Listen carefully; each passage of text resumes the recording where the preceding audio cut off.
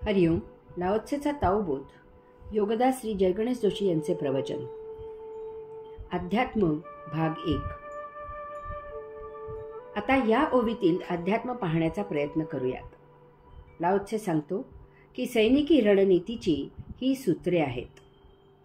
संत श्रेष्ठ तुकाराम महाराज म्हणतात की रात्रंदिन आम्हा युद्धाचा प्रसंग. सरळ समोर असलेला शत्रू पत्करतो. तो कितीही काही झाले तरी बाह्य असतो, परंतु दबा धरून आपल्याच देहात आणि देहावर जे शत्रू आरूढ झालेले आहेत त्यांना नामोहरम कसे करणार? त्यांचा मुकाबला करणे महाकठीण आहे.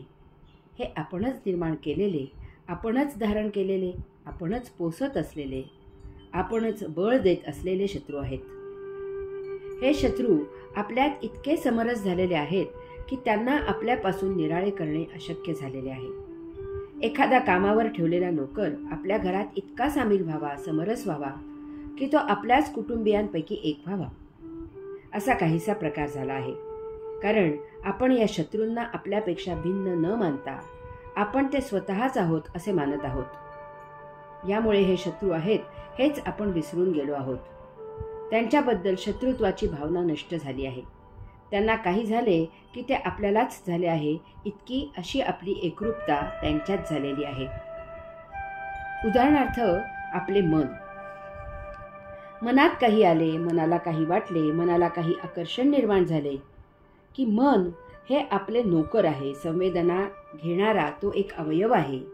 मन आपण निर्माण न करता आगंतुक म्हणून आपल्यात निर्माण झाले आहे इत्यादी सर्व काही विसरून आपण लगेच मनाप्रमाणे घडण्यासाठी, मनाप्रमाणे करण्यासाठी, मनाची तृप्ती होण्यासाठी धावपळ करू लागतो.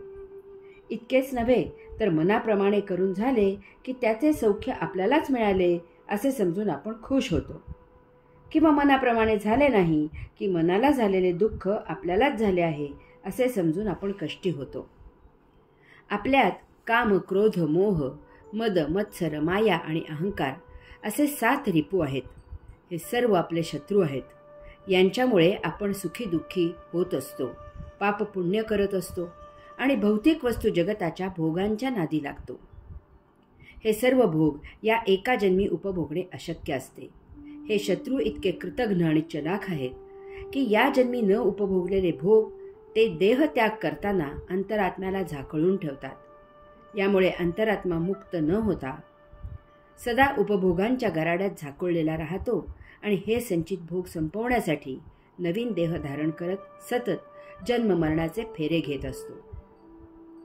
मन आणि सप्तरिपू अशा ह्या आपल्या शत्रूंना नामोहरम करून त्यांना आपल्या सेवेला लावण्यासाठी लाओत्से आपल्याला रणनीती सांगत आहे. ही रणनीती आत्मसात करून यात्रा करायची आहे. त्या योगे याच जन्मी मुक्त व्हायचे आहे. अध्यात्म भाग 2. लाओत्से रणनीतीतील पहिला धडा देत आहे. मी प्रथम चढाई करण्याचे धाडस करणार नाही, परंतु आक्रमण झालेला होणे पसंत करीन. 1 इंच सुद्धा पुढे जाण्याचे धाडस करण्यापेक्षा 1 फूट माघार घेणे योग्य असते. मन, सप्तरिपू महाचलाख आहेत. मन उपभोगांना आकर्षित होते, ते सप्तरिपूंना प्रोत्साहित करते आणि त्यासाठी देहादी इंद्रियांना ते राजी करते. ज्ञानेंद्रिये त्यांच्या कक्षेत जे येते ते ग्रहण करून बुद्धीकडे पाठवून देतात. बुद्धी स्मृतीच्या मदतीने सर्व बाजूने विचार करून विश्लेषण करते आणि ते जीवात्म्यासाठी प्रक्षेपित करते. परंतु मधल्यामध्ये मन हे प्रक्षेपण ग्रहण करते आणि बुद्धीला त्यासंबंधी आणखी माहिती विचारते. बुद्धी सांगते की तेथे नोटांचे पुडके बेवारस पडलेले आहे, तेथे अन्य कोणीही नाही. आता मन मोहाला प्रोत्साहित करते आणि पायांना सांगते चला तिकडे, आणि हातांना सांगते उचला ते पुडके आणि घाला खिशात. येथे काय झाले आहे ते पहा. मनाने आपल्यावर बुद्धी, पाय आणि हात यांच्या मदतीने चढाई केली आहे. आपल्याला न विचारता मोहाने नोटा पळवल्या आहेत. आता जर आपण त्यांच्यावर प्रतिहल्ला केला, त्यांना गुहेत कोंडून ठेवले तर ते आपल्यालाच हानिकारक आहे. एक तर ती दुप्पट उसळून येतील आणि शिवाय आपण स्वतः सृष्टीलीला उपभोगू शकणार नाही, कारण आपण आपले सहकारी गुहेत बसवले आहेत. त्यांच्याशिवाय सृष्टीलेला अनुभवणे अशक्य आहे. तसेच नित्य कर्मयोग करणेही अशक्य होईल. याऐवजी असे करावे. आपण त्यांच्याकडून आक्रमण झालेले आहोत. आपण त्यांना प्रश्न विचारायला सुरुवात करावी.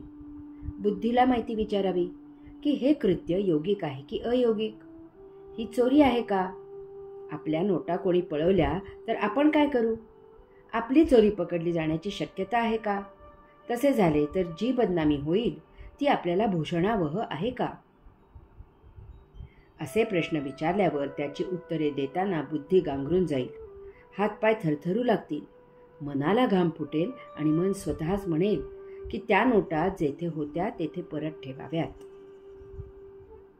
याऐवजी जर आपण आक्रमक झालो तर मनाकडून देहादी इंद्रिये भडकवली जातील. डोळे नको ते पाहतात काय? चला त्यांच्यावर कायम करता फडका बांधून ठेवण्याचे व्रत घ्या.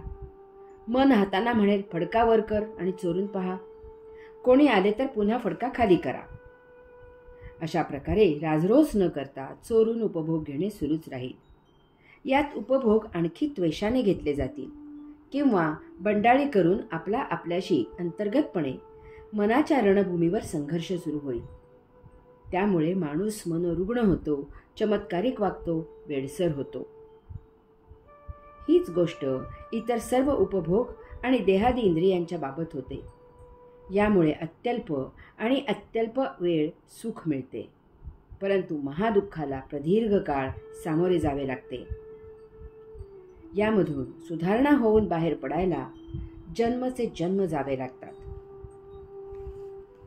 हरि ओम.